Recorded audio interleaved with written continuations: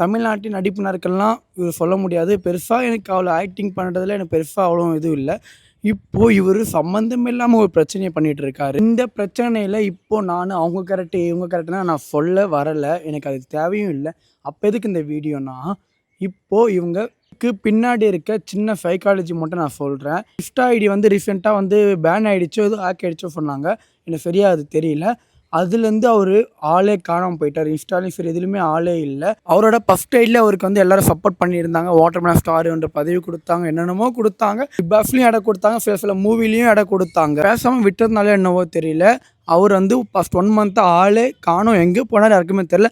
அதனால ஒரு வேளை பயம் வந்துச்சோ என்னன்னு தெரியல அவருக்கு. என்னடா நம்மள பத்தி எதுவுமே பேசலையே, நம்ம இருக்குன்னு ஒரு இதுவே இல்லையேன்ட்டு ஒரு பயம் வந்துட்டு இருக்கு. ஏன்னா ஒரு ஆக்டரா சரி, ஒரு இன்ஃப்ளூயன்சரா சரி அவர பத்தி நம்ம பேசிட்டே இருந்தா தான் அவங்களுக்கு ஒரு ஆடியன்ஸோட கனெக்ட் இருக்கும். அப்பதான் அவங்கள வந்து எல்லாருக்கும் தெரியவும் இருக்கும். ஒரு கனெக்ட்டோட இருக்கும்.